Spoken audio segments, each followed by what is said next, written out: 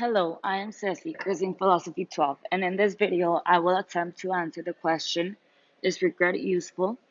In order to answer this question, we first need to analyze what regret actually is and when and why do we feel it.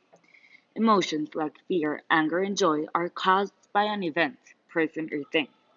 Regret is an interesting emotional state since we mourn what didn't happen instead of what did. We regret what could have been, focusing on what we could have done better.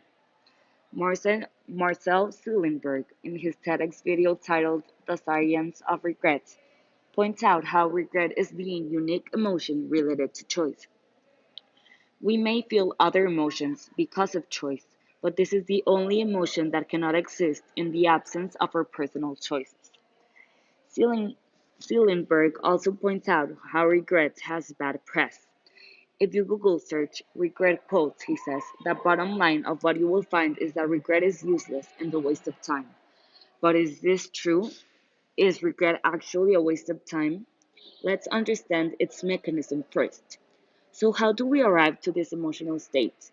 Realize that we have two dimensions inside of us. Spiritual teacher Eckhart Tolle discovered this when he was experiencing suicidal thoughts. I will now quote a passage from the book The Power of Now. Quote, I cannot live with myself any longer. This was the thought that kept repeating itself in my mind. Then suddenly I became aware of what a peculiar thought it was. Am I one or two? If I cannot live with myself, there must be two of me, the I and the self that I cannot live with. End quote. I will attempt to answer the prompt question, is regret useful, with the help of this concept. If this concept, described by Eckhart Tolle, is hard to understand, realize that when you listen to a thought, you are aware not only of the thought, but also of yourself as the witness of the thought. This is proof that we have a dimension of consciousness. As a matter of fact, if we wouldn't have consciousness, we wouldn't be able to realize we are alive.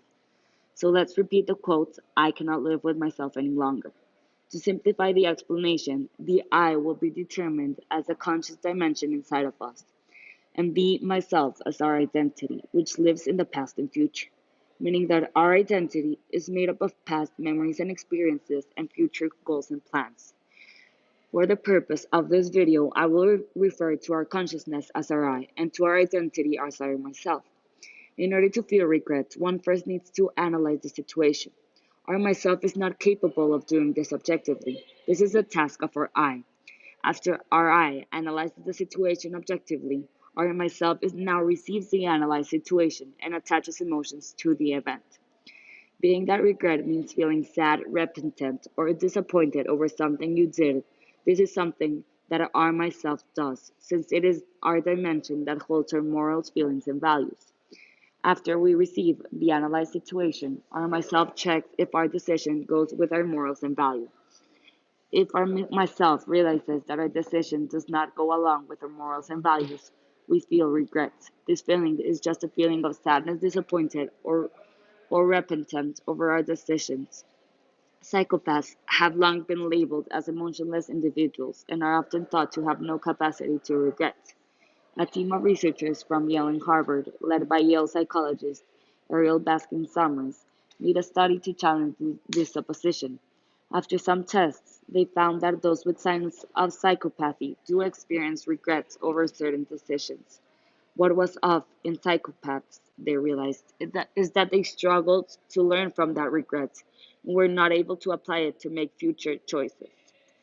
Let's remember we feel regret because our I analyzes the situation and our myself receives it.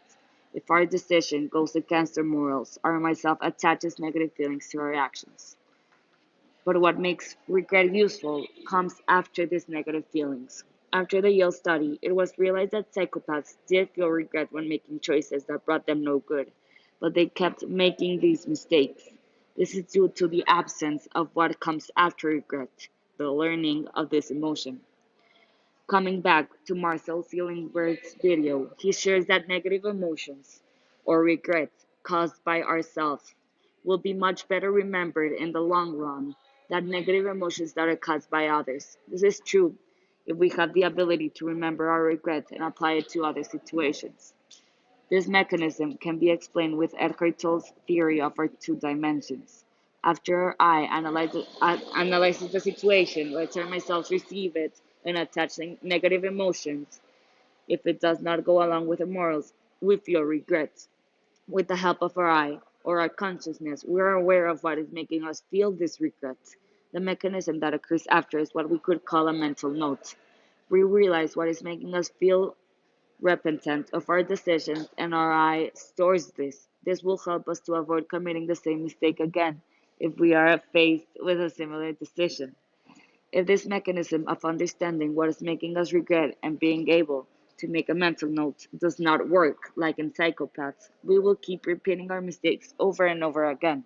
This is seen in the example of psychopaths mentioned earlier. Regret is clearly not sufficient to help them make better choices, since there is no consciousness of the feeling.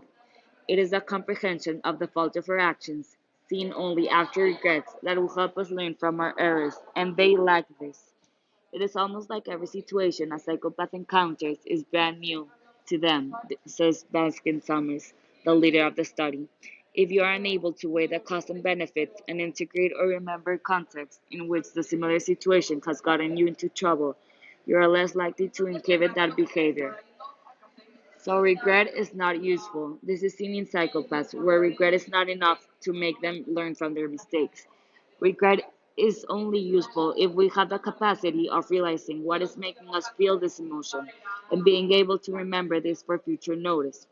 This helps us if we are faced with a similar decision because we will be able to anticipate what we would feel if we made that decision again, and we will attempt to avoid it. People that say that we should live without regrets don't really know how to use this emotion to their advantage. It is actually a guidance to avoid making the same mistake. Anticipating the feeling of regret could not be done if we didn't feel regrets in the first place. Hello, I am Ceci, Cursing Philosophy 12, and in this video I will attempt to answer the question, is regret useful? In order to answer this question, we first need to analyze what regret actually is and when and why